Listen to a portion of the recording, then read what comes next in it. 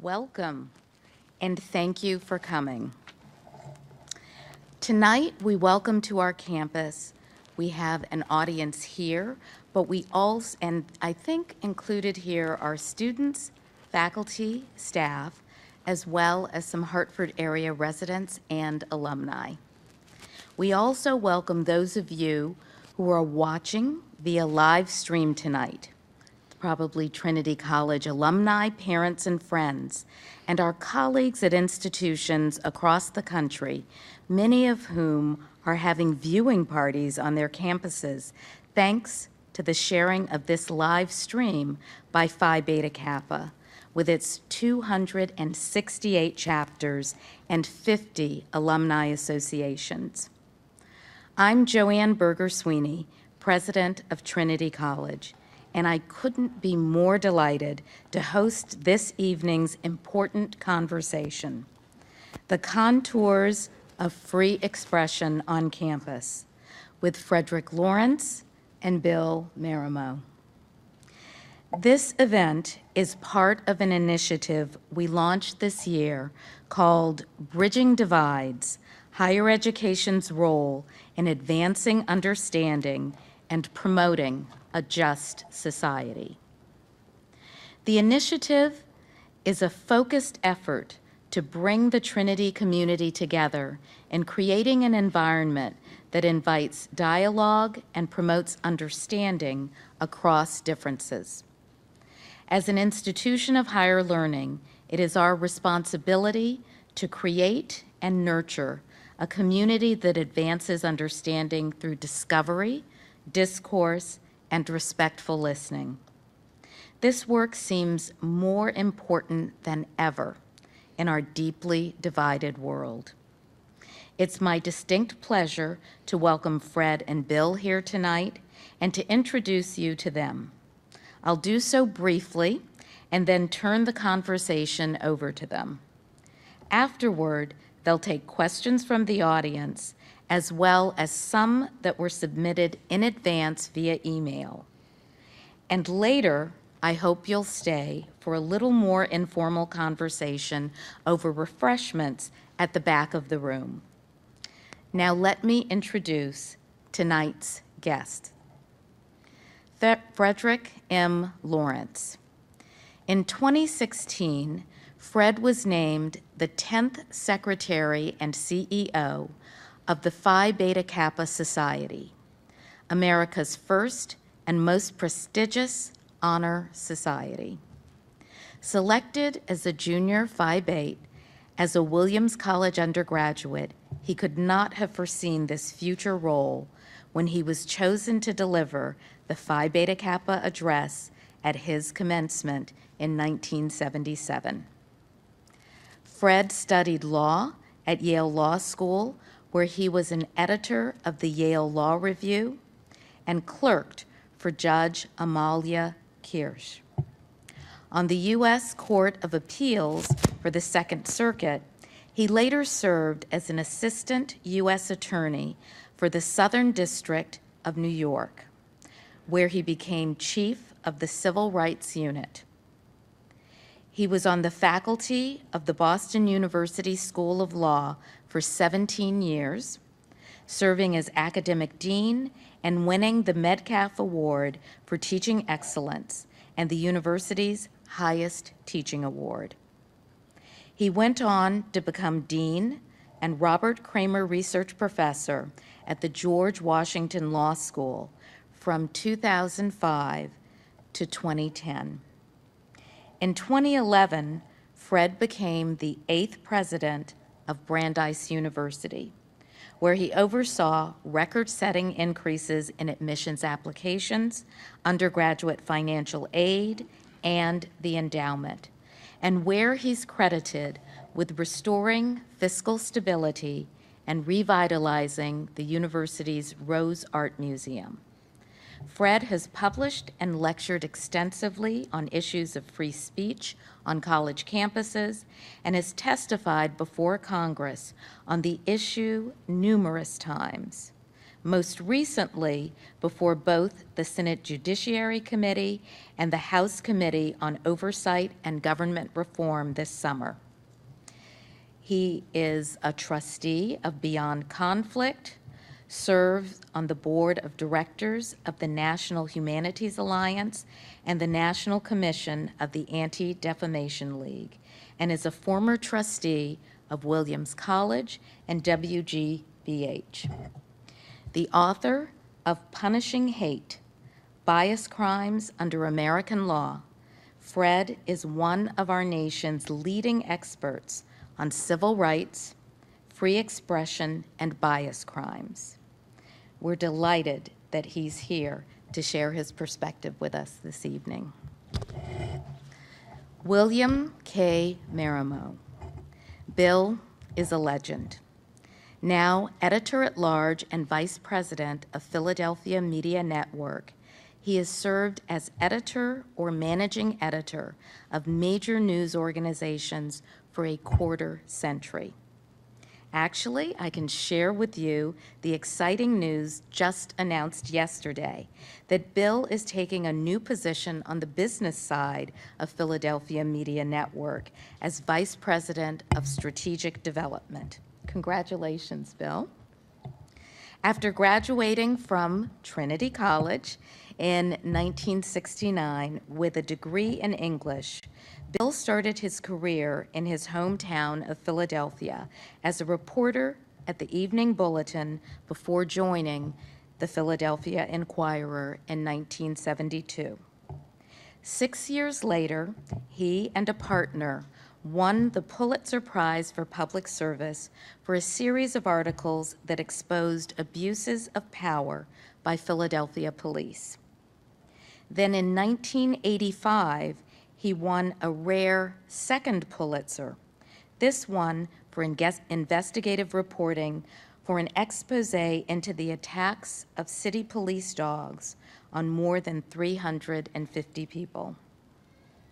From there, he went to the Baltimore Sun, where he served as a Metro editor, managing editor, and editor-in-chief during a period in which the Sun won Pulitzers for feature writing, beat reporting, and investigative reporting, and was named one of the nation's 10 best newspapers by the Columbia Journalism Review. After a stint as Vice President of News at National Public Radio, Bill returned to the Inquirer in 2006 as editor-in-chief.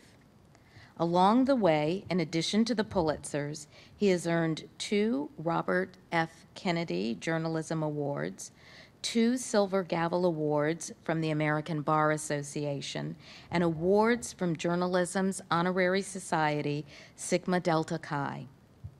He studied First Amendment law as a Newman Fellow at Harvard Law School. We are enormously proud of this wonderful Trinity alumnus and equally grateful for his dedication and service to the college. Bill served as a member of our Board of Fellows and our Board of Trustees. And I'm happy to say that he served on the Presidential Search Committee that brought me here to Trinity in 2014. For his dedication and achievement, he has been honored with Trinity's 175th Anniversary Award, the Alumni Achievement Award, the Eigenbrot Cup, and in 2016, he received an honorary degree and served as our commencement speaker. Welcome, Fred and Bill, and I'll turn it over to you, what I'm sure will be a fascinating and very important conversation for today. Thank you.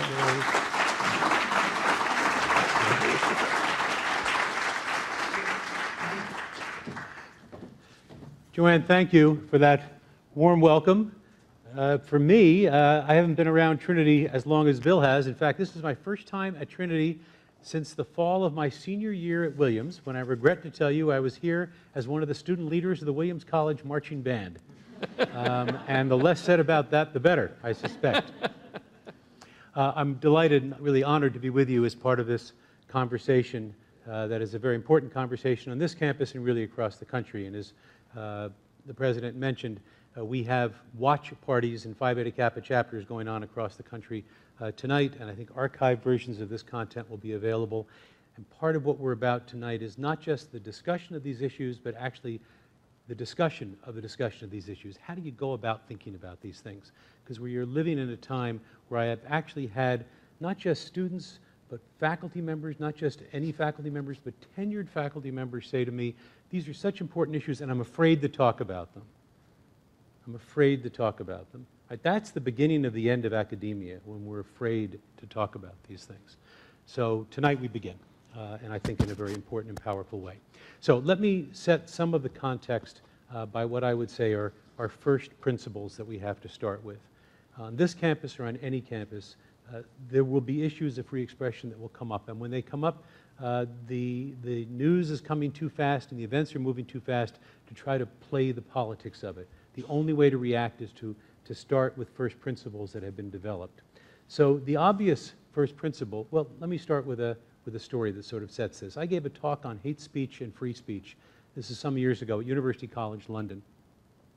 And I was asked a question by one of the faculty members there about a hypothetical case of what would you do if a group of skinheads took a truck and painted it up with racist slogans and drove it right into the heart of Brixton, a part of London that is predominantly Caribbean and African British. Would you prohibit that?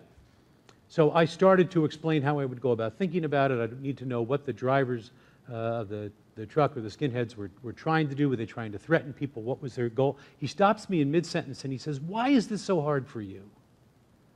Why is this so hard for you? We all know it's wrong. Why can't you just make it stop?" Well, and that is meant to ring wrong, I think, to at least the American constitutional ear. I will argue the American ear generally, that we don't prohibit speech because we all know it's wrong. That we do believe, and I certainly believe in the words of Justice Louis Brandeis, that the answer to bad speech is more speech. And that we don't decide what they can say. We all get to speak. Brandeis would have said, that's not so much from trying to all reach the best results or the best ideas, although that's a part of it, but it's the very essence of our humanity is the fact that we express ourselves. That's how we exist as a part of a society. So I start with the proposition generally in society that speech is presumed to be protected. That doesn't mean all speech is, but that's the starting position. The speech is presumed to be protected, and especially on a campus, where the whole reason for existing on a campus is debate and discussion and challenging and learning. So we start with that presumption. And there are limits way out on the extremes where speech is actually intended to and does, in fact, threaten, intimidate, and cause actual fear in a targeted victim. And that's the first part of the story, and too often the story ends there because there's a second part of the story, which is this. I would say that there is a cost imposed on society by free expression, and by and large it is a cost worth bearing. But we should be mindful of the fact that that cost is not evenly distributed across the entire society. That is not an argument for repression of speech, but it is an argument and an obligation on institutions such as this to know how to respond with sensitivity and with civility and with rigor in the face of certain kinds of expression, not to repress it, but to respond. And so there will be cases in which speech is permitted, is protected, but it is not consistent with the highest values of the institution.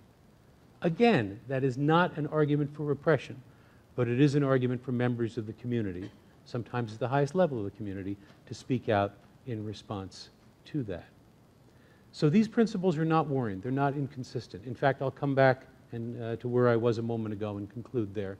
Louis Brandeis said the answer to bad speech is more speech. I think that's not just an alternative. I think we're living in a time where it's a moral obligation, that in response to certain kinds of speech, there is a moral obligation to come forward with more speech. That's what it means to be citizens in a participatory democracy, which has at its core a right of free expression. Thank you, Fred. I really like that moral obligation thought.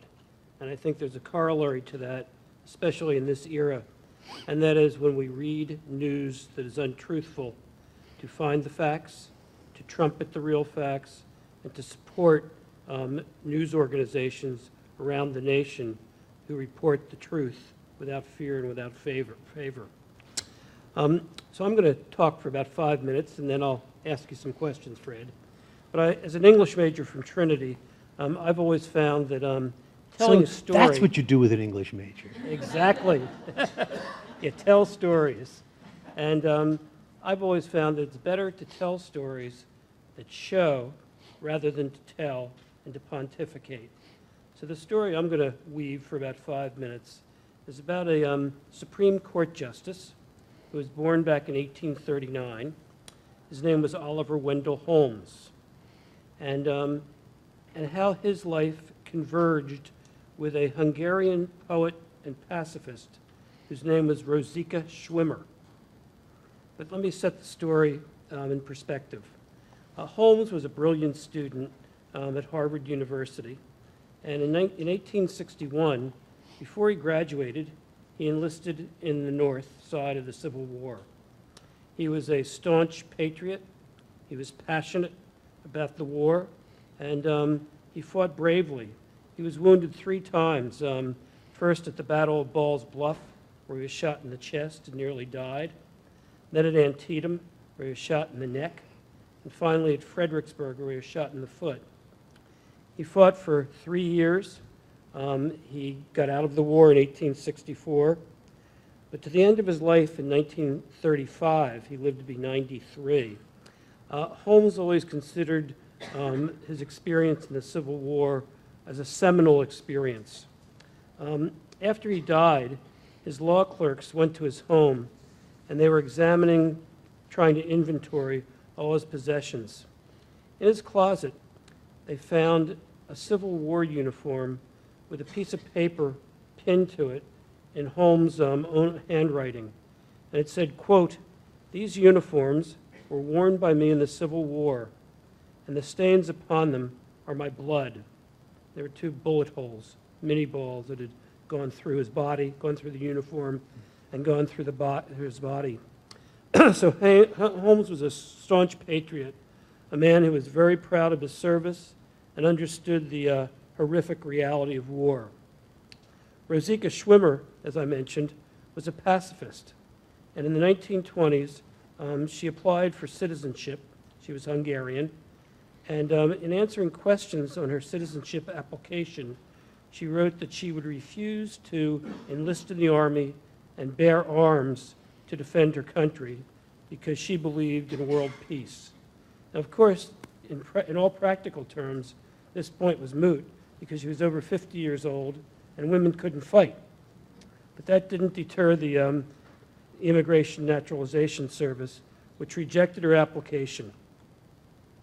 The case came to district court in Boston, and she was denied citizenship.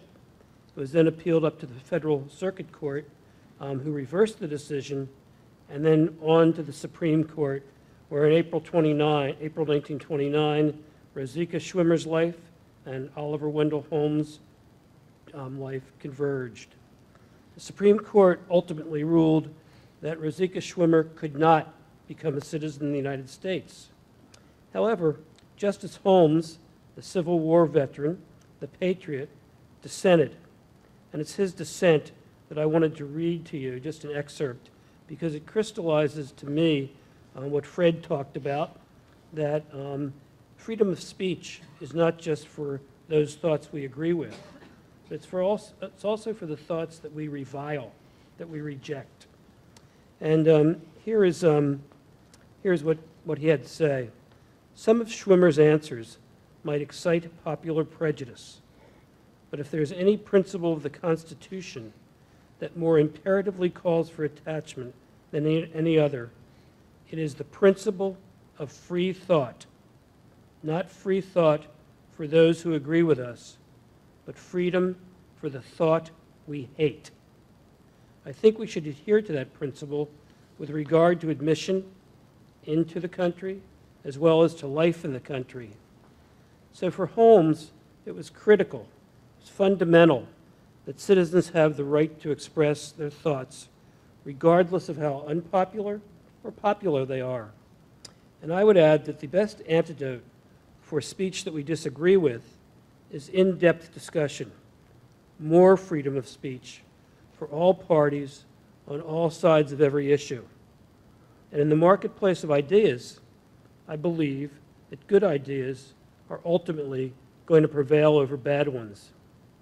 But hearing ideas that we disagree with, listening carefully, dissecting, analyzing those ideas will give us the perspective to argue fervently against them with thoughtfulness, with logic, and civility, instead of trying to muzzle those speakers. So with that, I'll cease and desist.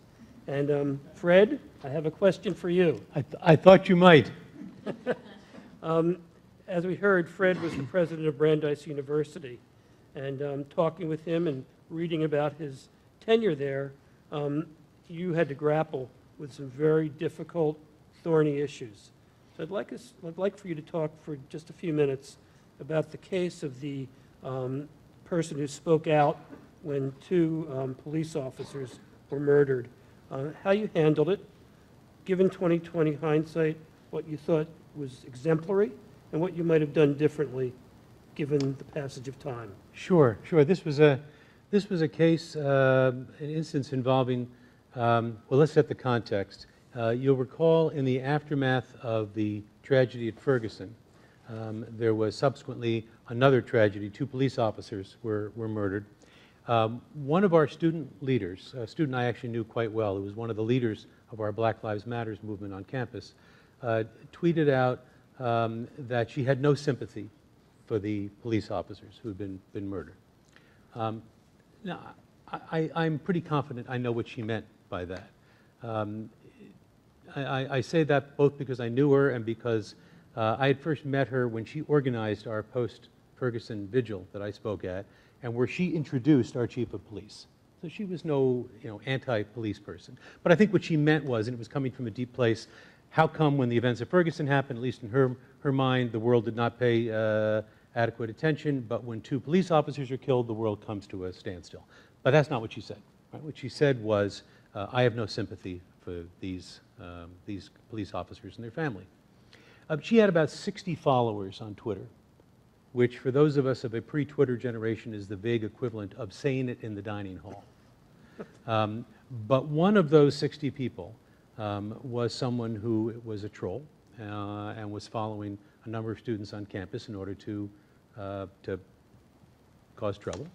And he picked up this tweet and he posted it on a heresy-chasing website, I guess I'd call it, a right-wing website, and it went viral.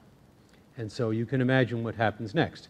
The world comes in 360, and Joanne will understand what happens next. The president gets lots of free advice. There are those who said she should be thrown out of school. She should at least have her scholarship taken away. I thought it was interesting that people had no idea whether she actually was or was not on scholarship when they said that. That was revealing in an interesting way. And then, of course, there were others who said that all that was called for was a complete, full-throttle defense of her right of free speech. And I felt that I was being presented with an impoverished choice set, that surely there was something that could be said beyond just saying she has the right to say that, but at the same time, defending her right to speak. So I resisted those who suggested she be thrown out of school, certainly, or even be sanctioned in any way, including financial implications for her financial aid package or the like, or any kind of disciplinary action. You do not sanction members of the community for their exercising their right of free expression in an academic institution, whether one agrees with it or not, especially if one doesn't agree with it. Holmes had that part right. But what I did do was put out a statement of my own in which I said there will be no detrimental consequences for what she said. She has right of free expression, but I do too, as president of the university. And this university has values that we stand for, and I think the substance of expressing no sympathy for the family of 2 slain police officers is not consistent with the highest values of this university. Now you know what happens after that. You now get it 360 again. Almost nobody is happy with that response, because they used to say, as a sort of a tongue-in-cheek comment, that as university president, if you're getting equal grief from left and right, you've got it roughly right.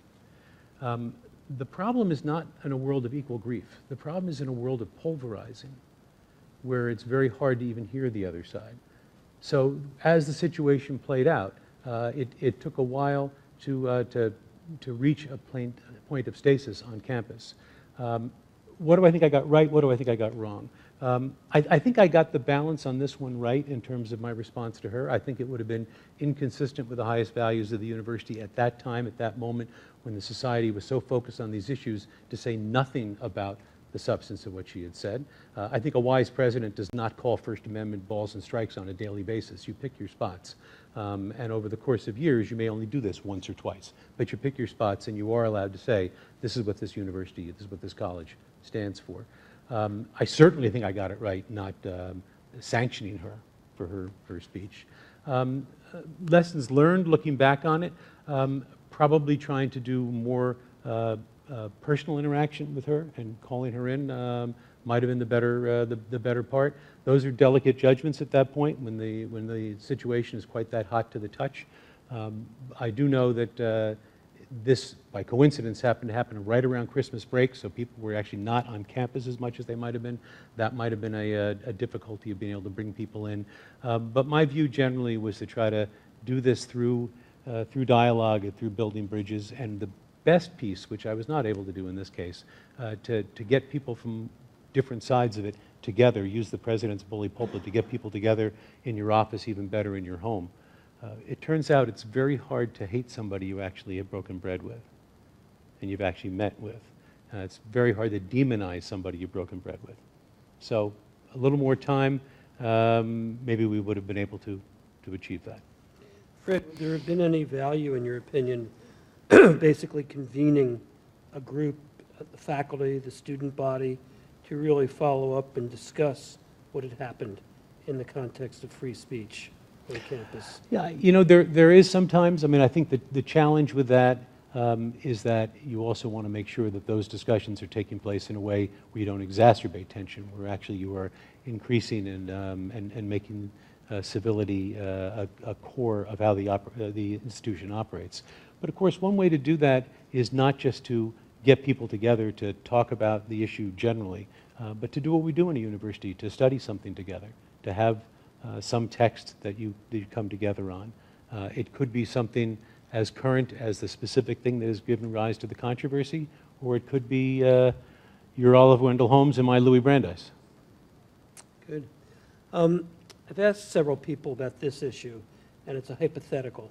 But how would you feel if you were a university president and a conservative group on campus decided to have a discussion with Ku Klux Klan leaders, neo-Nazis, and other conservative philosophers who espouse their philosophies? And how would you feel if you were the president of Penn State versus Williams?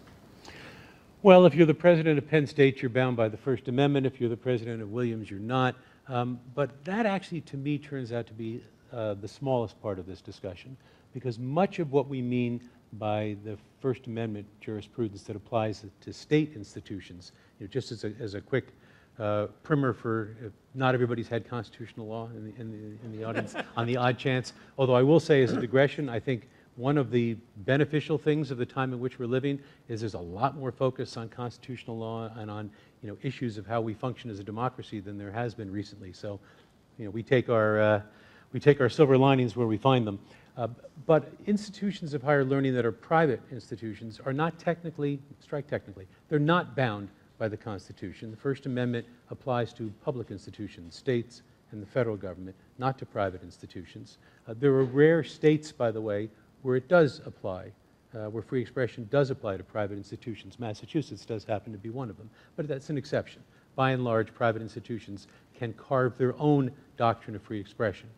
Most universities have systems of free expression that largely track along where the Constitution would go, which is to say to broadly protect free expression, to protect the right to express views, to publish views, to speak views, to write views. So whether it's Penn State or Williams in this case will probably matter less.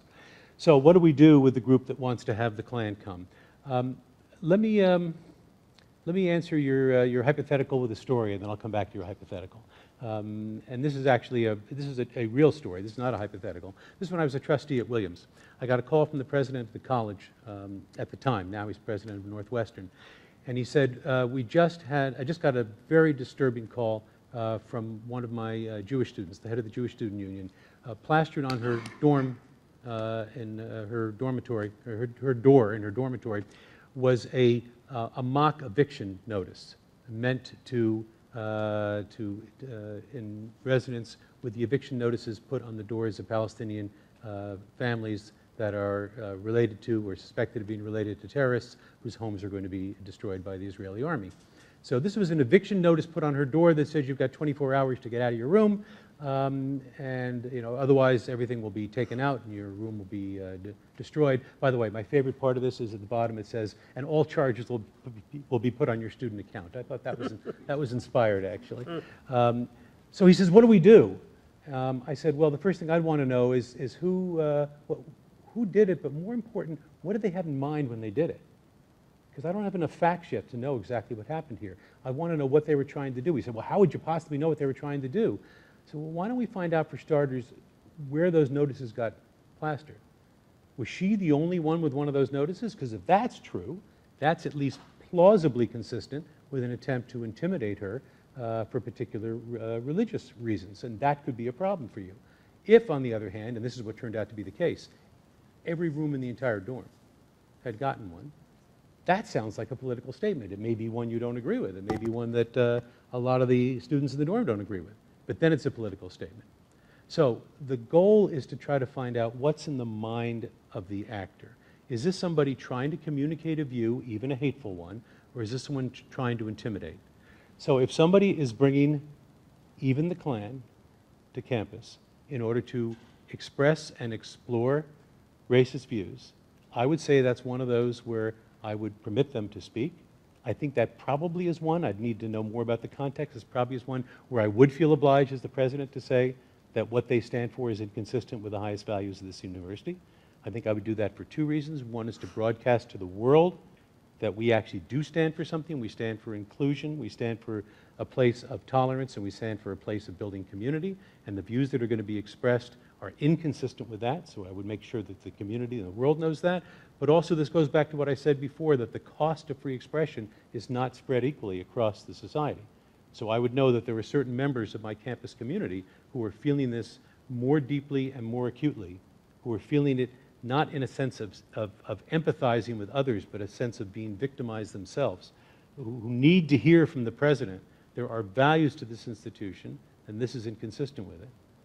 And then the last piece I would do is I would absolutely insist that any speaker on campus has to be willing to stay and answer questions. And then I would say to whoever was bringing this problem to me, if you were my trustee, saying, Fred, have you lost your mind? I would say exactly what I did in a similar context. Thank God it was not the Klan or neo-Nazis, but roughly similar. I said, trust my kids. Let them ask questions. If they get to ask hard questions of these guys, their views will collapse of their own weight.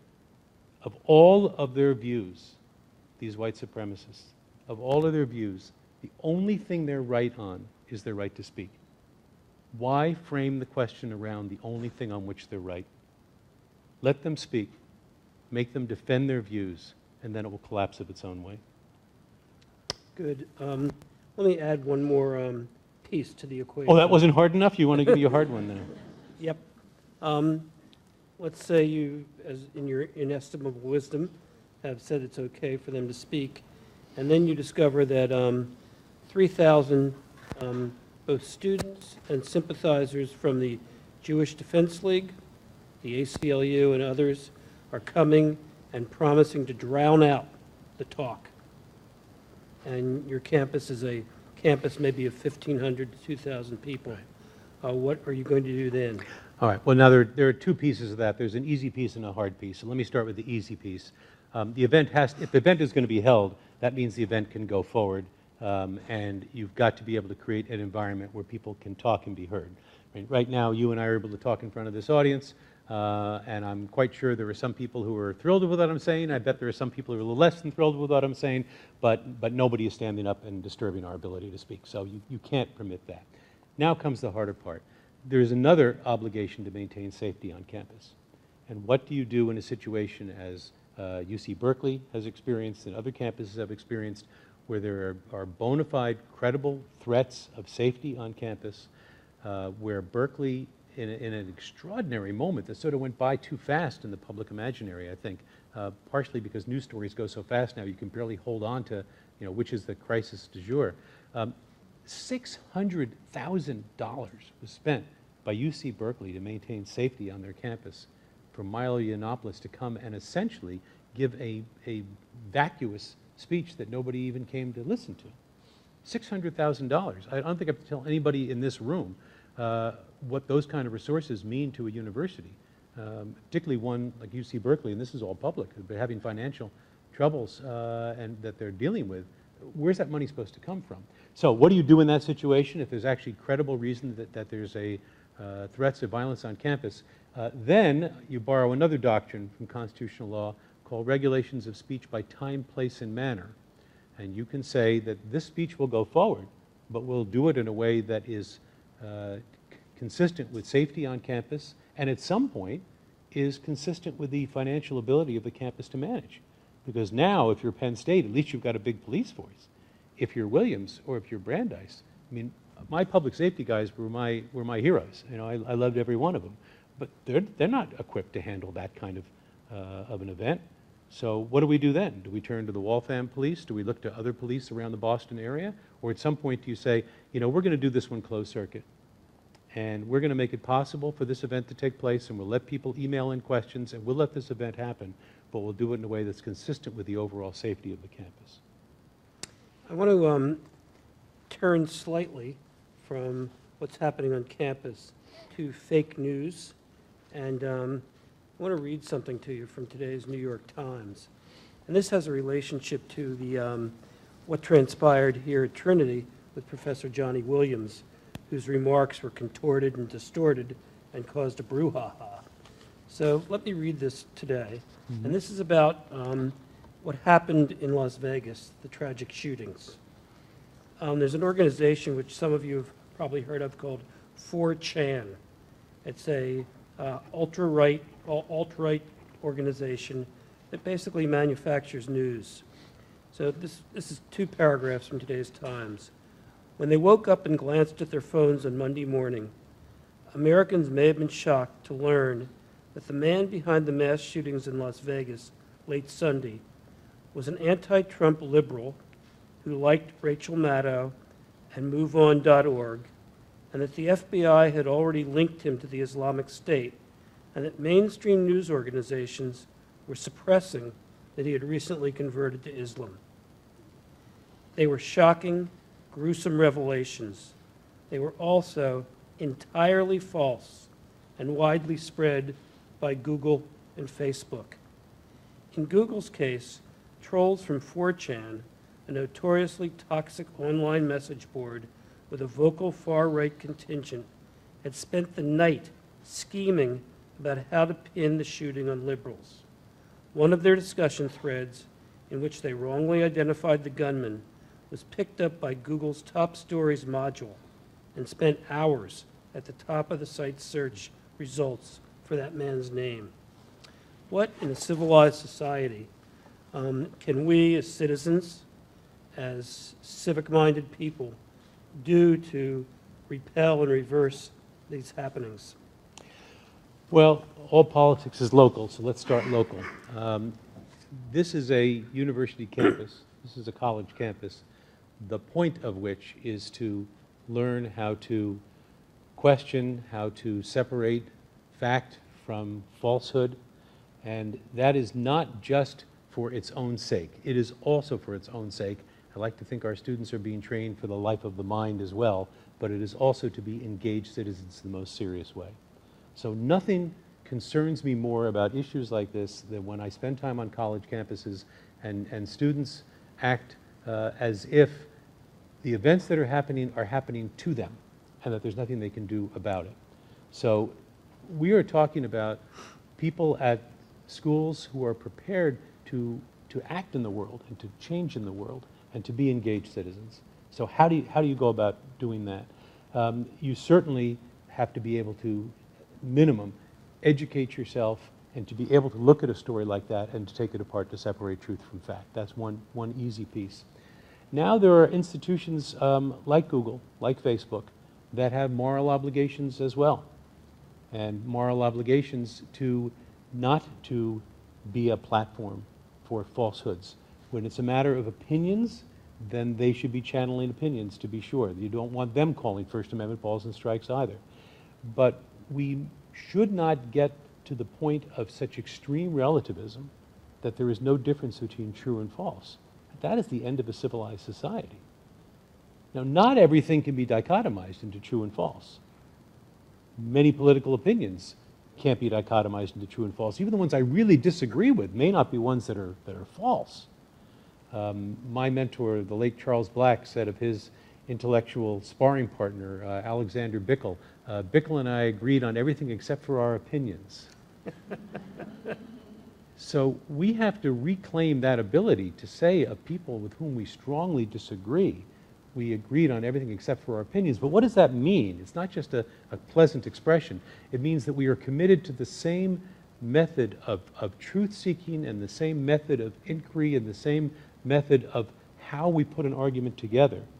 And then there is the ability to say those who are not committed to that, those who see no distinction between truth and false, should be called out on that by all. So, you know, when I said that a president of a campus, for example, shouldn't be doing this on a daily basis, and now I'm giving you like a third example of it, so I've done it 3 times in the last 15 minutes. These aren't going to come up all the time, but you, as I say, you do pick your spots. And on one like that, well, maybe that's even the time for, I don't know, the President of the United States to say that falsehood of this kind has to stop. Maybe that's how the bully pulpit is supposed to work. It's a good idea. I had, I spent an hour before our talk with several members of the Trinity Tripod newspaper staff, and we were discussing this issue. And I think one way to help distinguish truth from falsity is to make sure that you pick 4 or 5 reliable sources of news. Sources both down the middle, like NPR or CNN, but also sources on the right, like the Wall Street Journal, and read the editorials, listen to the editorials on both sides of the equation. Today, in thinking about our talk, I read the entire Wall Street Journal editorial page and the entire New York Times editorial page. And it was fascinating, riveting, to read the Wall Street Journal editorial on the Supreme Court hearing today, the oral arguments on gerrymandering, and then to compare it to the New York Times editorial on gerrymandering. I believe that any intelligent person would have found merit in both sides of the story. It was fascinating. And I would urge all of you, as you seek the truth, don't just look for the truth in those publications that reflect your sympathies. Look for the truth by looking at both sides of the argument and then trying to determine where the truth lies. So what can we do beyond that in terms of fake news? Is there anything that we can do on a campus? Should we be teaching courses about that? I think the entire campus is about that. It's not just, I mean, I guess the idea of a course about truth-seeking, I'd like to think it's a curriculum about truth-seeking. You know, the fact, I was thinking when you were talking about, you know, there's truth in both of these, so what do we mean by a truth proposition? If you asked our science colleagues, they would talk about it in terms of the whole notion of refutability. When I make an assertion as a scientist, I say, here's a way you can test it. And if I can't describe that, if I can't say here's how you could test it, then what I'm saying is incoherent. that I'm, or it's not incoherent, but it's sort of a belief state. It's not a truth state. So something as basic, as today, Einstein's general theory, he articulates as a refutable principle the famous story of the solar eclipse, that if he's right, light will be bent in a certain way, and you will actually observe the difference, and you'll be able to demonstrate the truth of it. Now, as he said that, one wonders, did he think to himself, or at least I hope so? Probably not. Actually, the story is told that when the solar eclipse did validate empirically the general theory of relativity, and they said to Dr. Einstein, aren't you gratified by this? He says, am I gratified? He said, I'm gratified for the good Lord because the theory was true. Obviously, he was being mischievous when he said that. He knew that to articulate as a theory, it had to be refutable. And he knew something else, which is actually even more provocative, that to say that it's true is actually not a final statement. It's a process. It means it explains the data as best as we have them now. And over time, we'll continue to try to explain more things. How do you make a similar kind of argument in the social sciences or in the humanities? I think these are things worth talking about on a college campus. But in all ways, when I make an assertion, I have to say, and this is what it should be able to explain. And then you should be able to say, well, but it doesn't explain that case. What would you do in that case? I mean, in a sense, you tested my theory by giving me a very unpleasant case involving neo-Nazis or Klansmen, precisely to see, how does the theory work? And then I responded to that. And this conversation doesn't end tonight. A week from now, you'll send me another email, and in a month from now, you'll send me one, and I'll say, shoot, I think I messed it up. And through that process is what we mean by a truth proposition. Well, I'm going to have one more question, and then we'll turn it over to our excellent members of the audience. And I hope you guys have lots of tough questions for Fred. He's ready. You can ask Bill hard questions, too. I like softballs right over home plate, especially about journalism. So this is my last question, and this goes from the theoretical to the actual. As a president of the university, what happens when, as at Middlebury, with the visit of Charles Murray, things get out of hand, a crowd of students drowns out the speaker, as the speaker tries to leave campus, the professor who sponsored the speaker gets physically hurt, there's violence, and it is really outrageous tumult, probably illegal tumult. How does the president react in terms of both handling the students and public statements? You go back to first principles. We are educative institutions. We are not punitive institutions. That doesn't mean people sometimes don't wind up being disciplined or punished in an academic institution, but we don't exist for that purpose. Let me digress for a second. Dwight Eisenhower was a famous strategist. He was famous for thinking in terms of mission and goal, strategy and tactics. And on his desk during the Second World War, he kept a chart of goal, strategy, tactics. And the goal was win the war. And he said whenever he had a hard decision to make, he refracted it through the lens of how is this helping me, or is it helping me win the war? Now, when I've told that to faculty members or trustees, they sort of nod like, well, of course, and where's this man going with this? And I say, what's our version of win the war? We better have one. What's our version of win the war? Right? My version of win the war is the creation and the discovery of knowledge and the transmission of that knowledge through our teaching and our scholarship for the betterment of our local, national, and international communities. So when something like that happens, you refract it through that lens. Now, sometimes if students have so completely violated the norms of the institution, in the case of Charles Murray, where they're students, and by the way, sometimes these are students and non-students. A lot of this gets elided in the press too. But if there are students who are involved in physical violence against a speaker to campus or anybody on campus, then obviously there have to be consequences. But that's not the starting proposition. And I've had this discussion with a number of people who say, you'll never accomplish anything that way. There've got to be rules and there's got to be sanctions. People have to be punished. That is not what universities and colleges exist for. At the end of the day, till the moment they are excluded from the institution, and only for the most serious reasons should students be excluded from the institution. To the moment that happens, they are our students, and it is our obligation to educate them. And so even this process has to be seen through the lens of how are we educating them. And how do you then recreate an environment of civility so that a place like Middlebury can bring someone like Charles Murray to campus? Well, I think the answer is that is another place where the president has to, and not just the president, I mean, speaking now of the president as one person, but other campus leaders have to articulate what are the values of the campus. I mean, Middlebury is a good example where I don't think most people at Middlebury said, yeah, that's what we stand for. You know, beating up people on the way out of a lecture hall, that's the Panther way. You know, I just don't think that's the way that, and I know you guys are the Banthams too. It's a sort of, one of my idiot savant talents is knowing the mascots of small colleges. They don't think that at Middlebury. I think most people thought something went terribly wrong when that happened.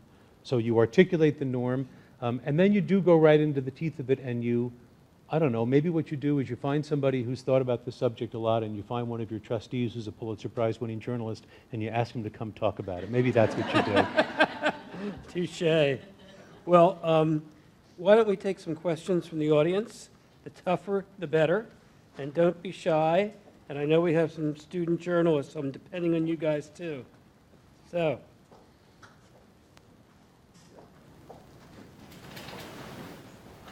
Hi.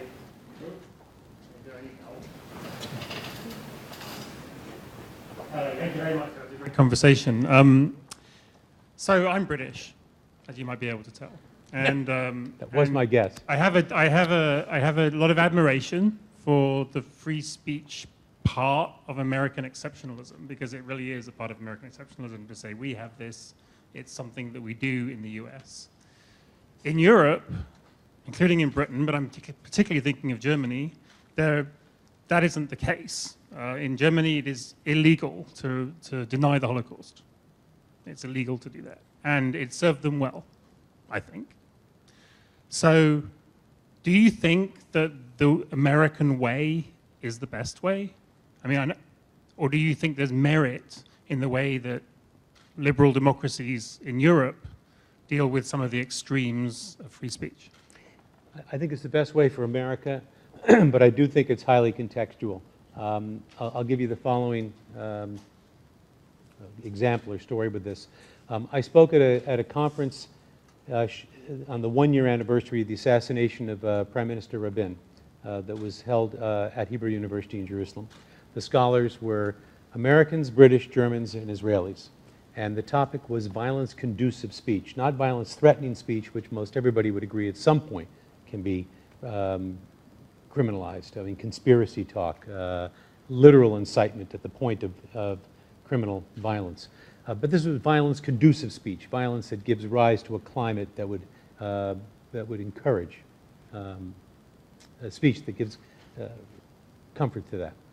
Interestingly enough, it was the Americans, to a certain extent the British, who had the position of, by and large, being speech protective. It was the Germans and the Israelis, both, more willing to repress that speech, because it makes sense. Those are the two legal systems that grew up after the Second World War in the shadow of the Holocaust. One of my German colleagues at this conference afterwards said to me, I'm willing to bet that if there were brown shirts marching up and down Fifth Avenue throughout the 1930s and 40s, you would not have the same views of free expression that you have. And I told him, I suspect you're right, that on some level these things are contextual. It is against the law in Germany to fly a swastika. It is not against the law in this country to fly a swastika, and I don't think it should be against the law to fly a swastika. I think that the community should act with revulsion. I think a civilized community should push back on that, and that is going to be, in my view, the best protection against neo-Nazism that will ever come. As Learned Hand said, when the spirit of liberty dies in the hearts of men and women, then no constitution can save it. But we didn't live through 12 years of the Third Reich. Germany did. And so for them to say it is just too dangerous to have a swastika flown is something I'm at least willing to listen to. Now, they just elected, for the first time since the Second World War, a right-wing party into their parliament.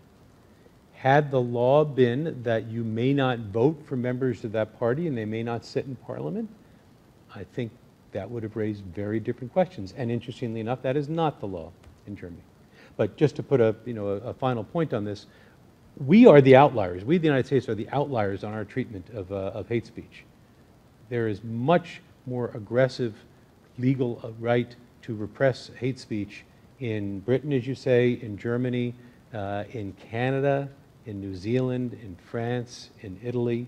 And I would not say those are not liberal democracies. I think they have different histories and different legal cultures.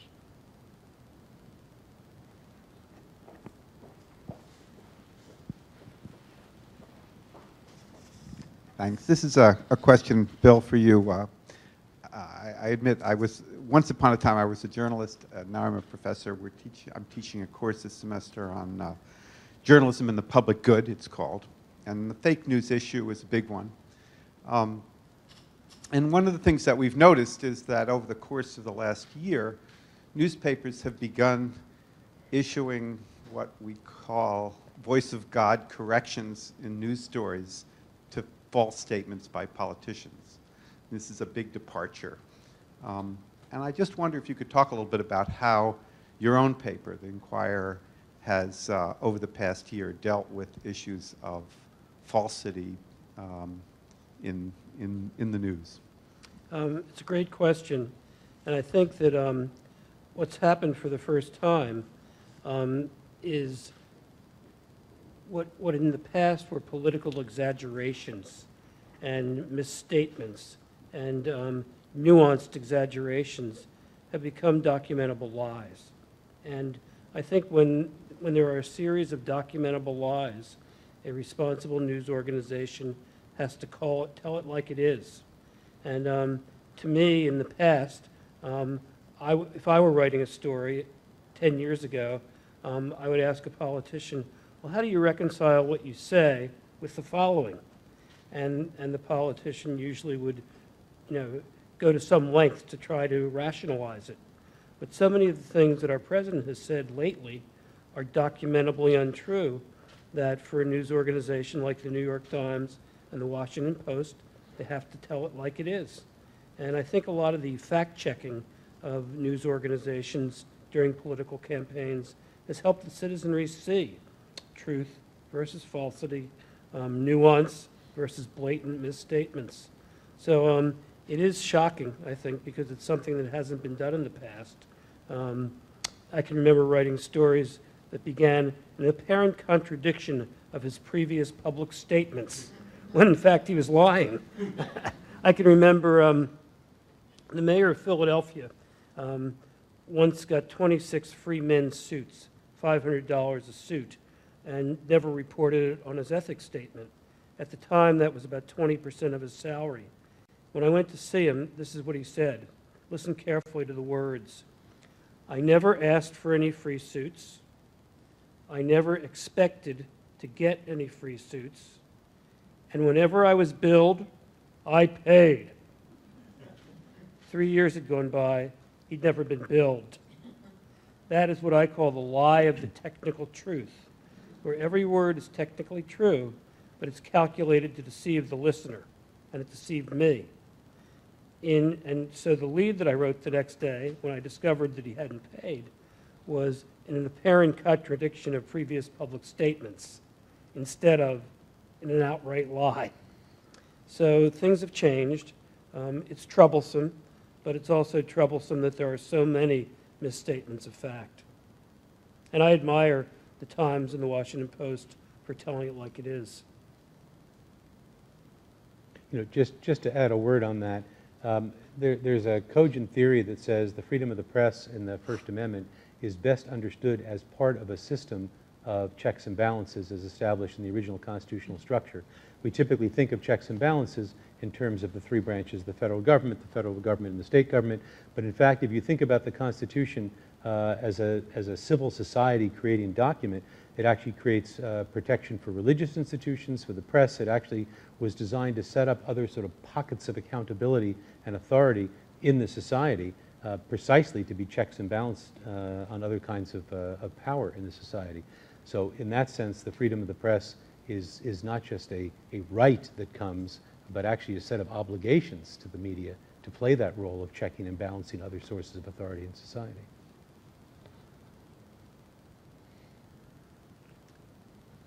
How about you student journalists? A question or two from you guys?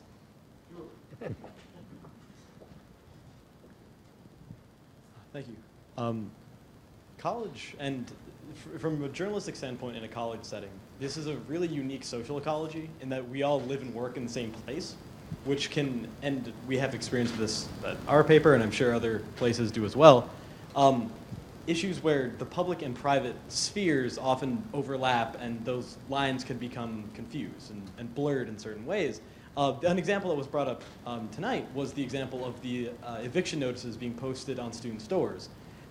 The arguments surrounding those kind of demonstrations and those kind of political statements are that you don't want to bother people in their own private space where they live, and yet you're working and living in the same place. People are sort of debating these ideas in the academy, but you're also going to your home. So my question, and this applies for both speakers, is to what extent can people reasonably expect their private lives to remain entirely private while discussions of significant ideas are occurring around them? And how can student journalists report on major disagreements in ways that don't violate people's private spaces?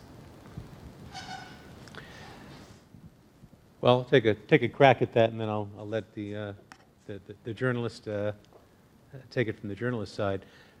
To a certain extent, it is a different context, and that gives certain opportunities that the college community has that other places wouldn't happen.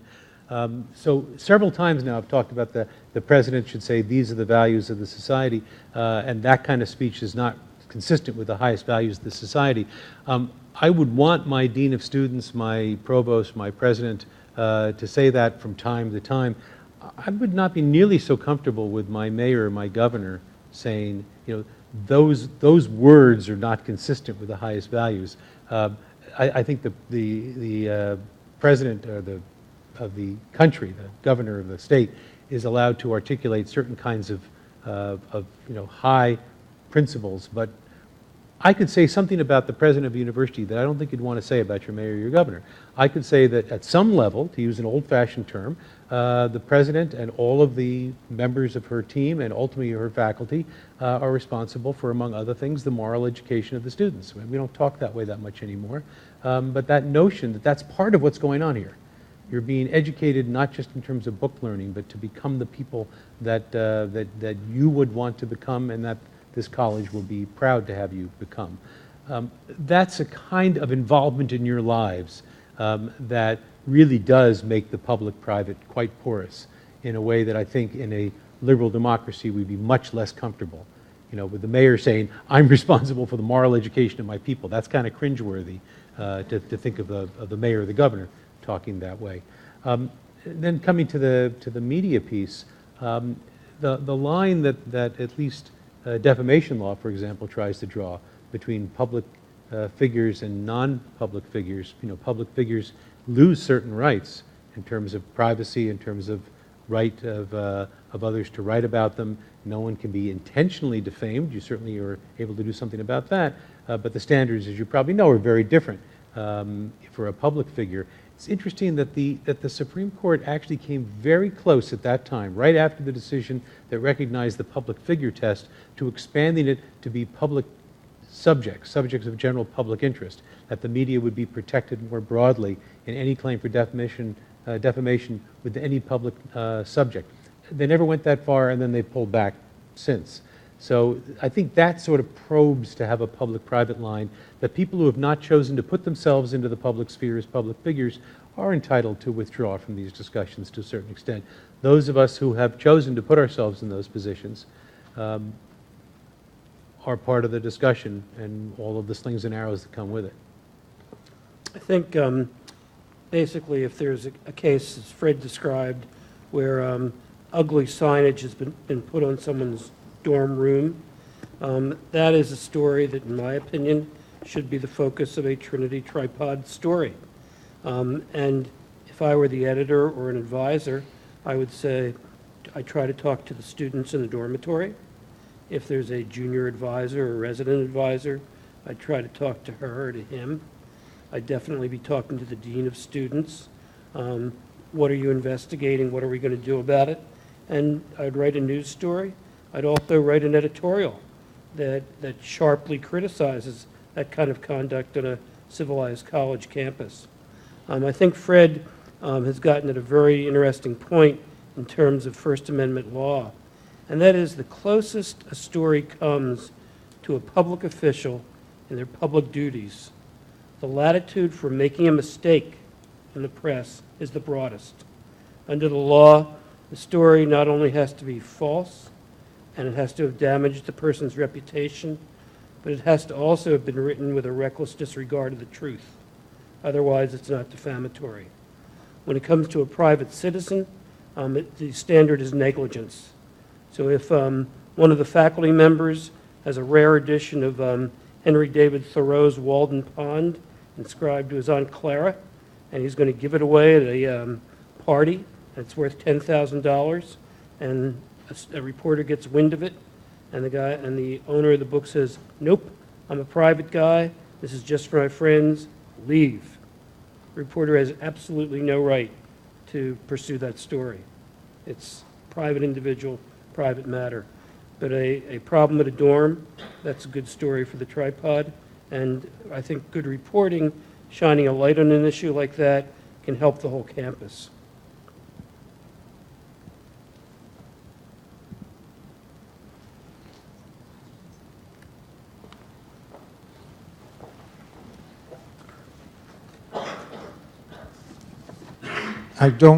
First of all, thank you both for your wisdom tonight.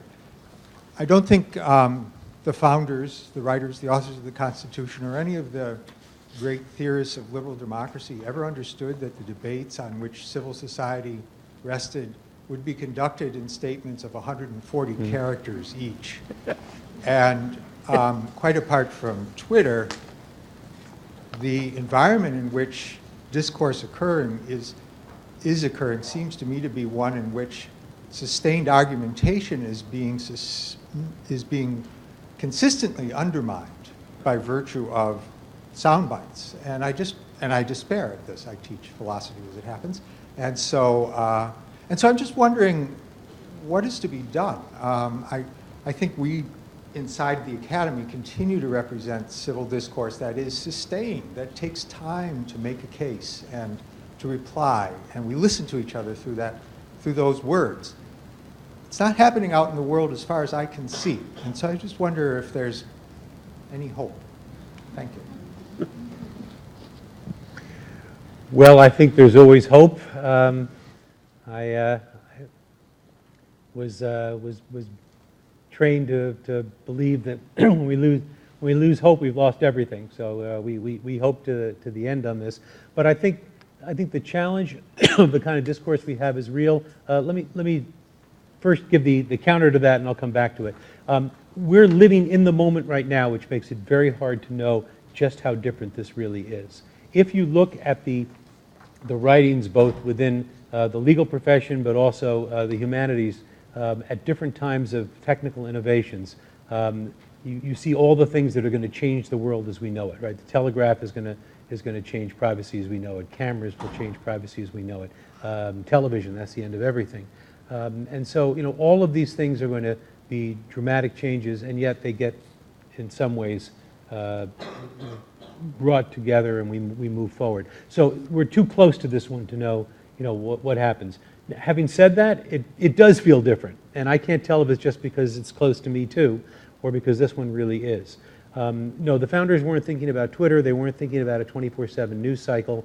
They weren't thinking about the ability to do subliminal, not only advertisement, but through bots to be able to change the discussion, to be able to get something that's to the top of the Google page that is not only false, but is known to be false by the perpetrators, and I'm using that word carefully, by the perpetrators of these stories. This is not somebody who's got a different view that I happen not to share. These are people who know it's false when they do it. And they are able to make that spread in a way that's far wider than anything that could ever happen before. I guess the hope has to be the same thing that makes it possible to spread it, makes it possible to combat it.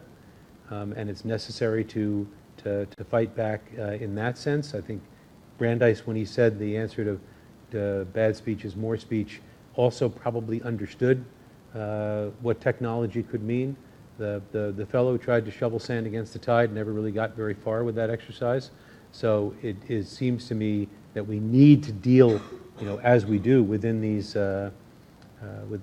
same innovations. But part of it, I think, this comes back to the question about the press. How do you adapt to the fact that you have a culture now where it appears to be, at least in some measures, acceptable to say things that the speaker on some level knows not to be true? And the answer is that now what would otherwise not have been polite, what was that wonderful formulation, seems to be inconsistent with prior statements, now has to be transformed to in a lie. I mean, I'll admit it, the first time I saw, the president lied in the New York Times, it did kind of take my breath away. New York Times doesn't say things like that, right? The New York Times took years before it would refer to women as Ms., for God's sake. This is the New York Times, the gray lady. So the New York Times is now prepared to say lie when it's a lie. So I think that's the answer to your question, that you do have to combat it in a more serious way. And you do have to expose this in a way that is now happening. I think the fact that Facebook was used or misused the way it was during the election is to the embarrassment of Facebook. Facebook's cooperation with the governmental investigation right now is not something we should take lightly. That is something they resisted. So I think in many ways you're seeing things change that way. A final Louis Brandeis quote, it was also Louis Brandeis who said sunlight is the best disinfectant. And to a certain extent, exposing what's going on for what it is won't influence everybody, but it will influence some. Do we have hope? I believe it will influence enough. I think this gathering tonight is a good example of what we should be doing around the nation and around the world. A civilized, in-depth discussion, an exchange of ideas that really elevates everyone's understanding and knowledge and gives us a chance to discuss potential inflammatory issues in a civilized, thoughtful way. I personally post on Facebook almost every day, and I tweet, but I do it only for one reason, to promote good inquirer work. And I think the web has both great advantages and beauty, but also great disadvantages. And I sometimes wonder, which outweighs the other the most. Because now everyone is free to opine, and they can opine to thousands or tens of thousands of people if they attract the right audience. But the dangers are the dangers that I read to you from the New York Times story. The idea that a small cabal of people would insidiously plot how to create a false impression is repugnant. And 20 years ago, that couldn't have happened with the speed or effectiveness of today. I'm going to read a question from one of our remote viewers. Fred, are you ready? I'm ready. Okay. I'll give you a remote answer. Okay. Many things that would pass the free speech test are damaging to the very environment the college aims to create. How do we balance the legal standards of free speech, especially as they apply to tenured faculty, with the college's stated mission of fostering an inclusive campus community, embracing diversity, and each person's opinion is just that? Well, the first part of the question, it seems to me, is something we've been talking about, which is that there is such a thing as protected speech that is damaging to the community. And the answer still is not to repress it. It is ultimately the strong presumption is that speech is protected in order to make sure we have fostered the widest kind of opportunities for expression, including bad expression. Where it is damaging to the community, then the community has to respond. And I've been putting this at the doorstep of the president up until now because I think of it in terms of, to a hammer everything looks like a nail. What would I do in that situation? How would I have handled that? But it's, just like the minister is not the only one who's supposed to worry about the sick, everyone in the congregation should. The president is not the only one who's supposed to respond to that. And I think we see that in terms of campus vigils that will happen. We'll see that in terms of outpouring of support on campus. I was, in between my time at Brandeis and the time I was came to Phi Beta Kappa, I had a sabbatical year at Yale as a research scholar at the law school. That happened to be the year at Yale of the brouhaha over Halloween, just about this time of year. It was a very interesting thing to live through, to be sure, but one of the things that really struck me, living in one of the residential colleges, as my wife and I did, was to see how students were attentive to each other during that time. And there were some students who were really suffering through that time. And part of what had to happen was up at the institutional level, and some of it was at the human level. So I think that's a part of it too. On the level of tenured faculty, now we actually breach into another issue we haven't really talked about, but should for a moment, and that is the sort of correlative issue of academic freedom, which is related to free expression, but different from free expression.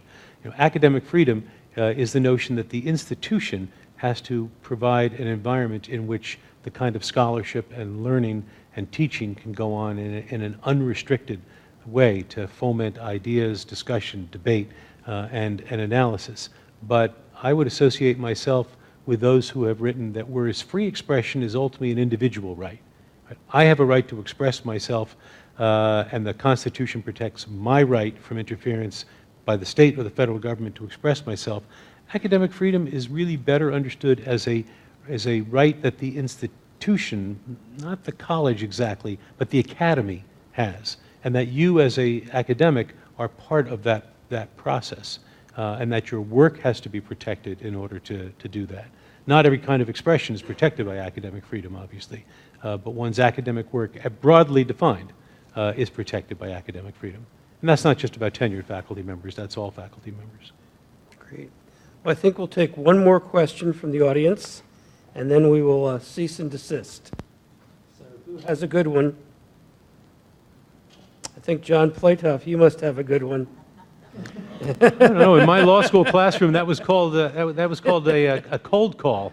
Or we could Speaking find of being sandbagged, yes, thank or you we very could much. find a distinguished member of the class of 1969 sitting unassumingly at the back of the auditorium. Well, fortunately, I actually did have a question. Excellent. Several times, Fred, you've referred to the notion that the best response to bad speech is more speech. But we live in a world in which the speech of some, because of money, drowns out the speech of many, many others. And to me, this is as grave a problem as the other problem, the fake news, the 4chan kind of story.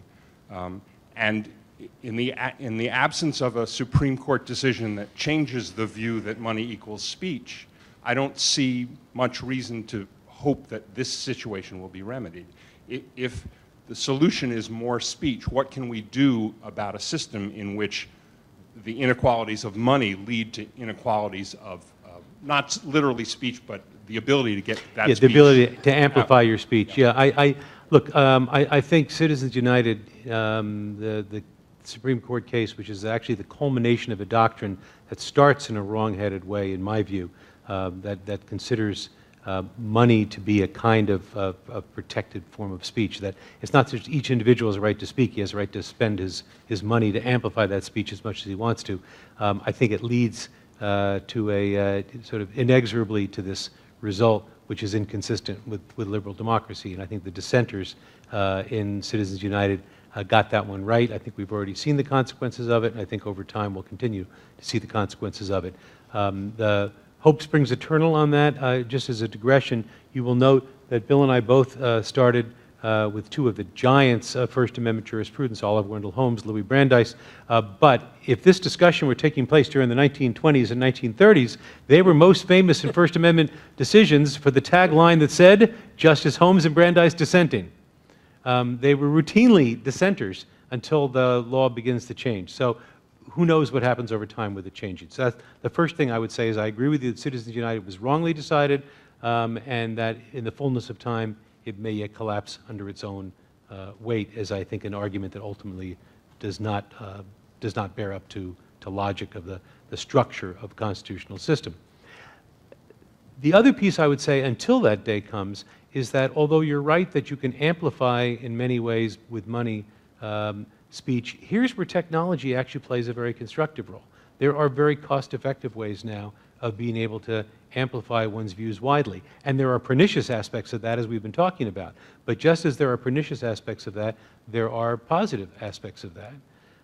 And I can tell you, bringing everything sort of closer to home, one of the things that we've been very engaged in at Phi Beta Kappa, in addition to our free expression work, is our traditional work advocating for the arts and humanities and sciences, which these days, among other things, means advocating for federal support for the National Endowment for the Humanities and National Endowment for the Arts. One of the things that we tell our chapters and tell our student members of chapters is that it is surprising how small a number of well-written and non-identical communications to a member of Congress or even a senator on the same issue will get that member of Congress's attention.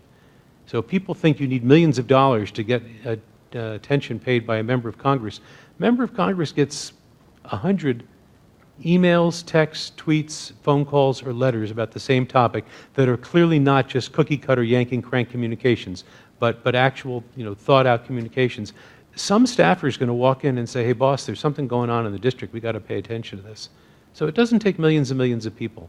There's a lot more power out there for citizens to use. And this, I guess, comes back to the hope question. We must not lose heart.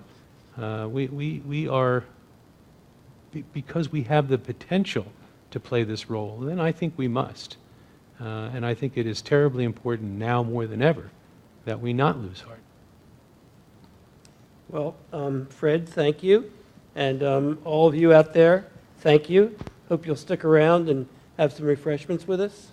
And enjoy your night. Thank you. Good fun.